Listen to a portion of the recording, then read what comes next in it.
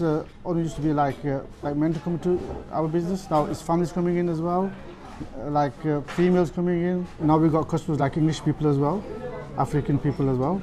They come and enjoy our breakfast and the sweets and desserts. Just across the road from the sweet centre is this synagogue.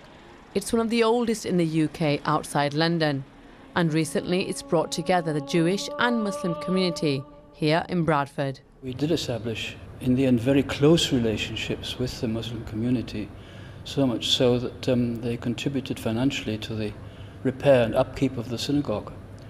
And that is in itself cemented relations between the Muslim community and the Jewish community, very much indeed. The Jewish community in Bradford is dwindling, but in Leeds, it's flourishing. What's amazing that's happened over the last decade is whereas young people were leaving the community, going to university in London, in Manchester, and not coming back, young people over the last couple of years have either stayed in Leeds and not left, or they've come back to Leeds after they finished university. But it's not just communities in West Yorkshire that have changed the face of our region in the past 50 years. Here in Sheffield, people have migrated from China, Eastern Europe and Somalia, to name just a few. Yorkshire has a rich history of welcoming people from all over the world. Today that history lives on. Our region is home to some of the largest minority communities outside London. Sabir Pervez, BBC Look North.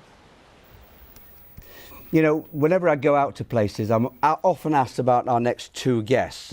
One of them, whatever happened to, and the other one did quite well. But basically, Judy Stamper, of course, who I always knew as the Brigadier. We'll talk about that probably a little later on. All right. And the lovely Sophie Rayworth as well. Yeah. Lovely Sophie, scene. you presented here in the 90s. The 90s, a long time ago. How does it feel to be back here? This is the first time I've been back in this building for 20 years, and it is very strange walking up the steps here and all these faces. There are lots of people, including my old boss standing right on my shoulder there, John Williams. It's amazing to be back there. And what are your memories of being at Look North?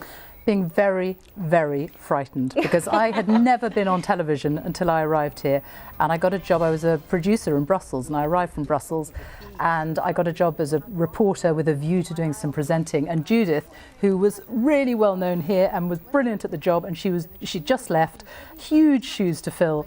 And I turned up, and I was late 20s, and I turned up, and I had to. And John over there chucked me on air. Literally, there was no. This is how you do it. It's just go and do it, give it a go. And thankfully, I had wonderful Mike McCarthy, who was with me every single day, and was so supportive. And I really couldn't have done it without him. And that relationship with a co-host is so important, isn't it? Oh, he dug me out of so many holes. So many holes. I know the feeling, Sophie. I know, live television. And when you've never done live TV before, I just remember sitting there and behind the desk, and there was a glass of water here, and I couldn't pick it up because I was like this, and I just started to pour it down myself. And no, he really, really helped. He knew what he was doing, and he taught me an awful lot. Now, Judith, you and I were on the sofa for 12 years. Indeed, so to speak. What were the highlights for you? Oh, well...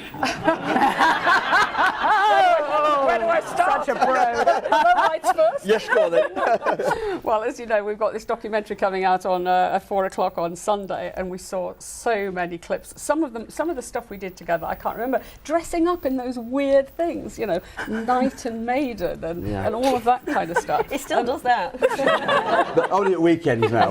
But I mean, Sophie's so right about having a partner who you can trust, and we were always like that, and we pulled each other out of amazing scrapes, didn't we? Yeah, you always used to do the Time serious things, and I used to do the daft things, basically, wasn't it? Did I embarrass you on air at all? I know Rick Mail certainly did, but did I? Yeah, once. Go on. Well, more than once.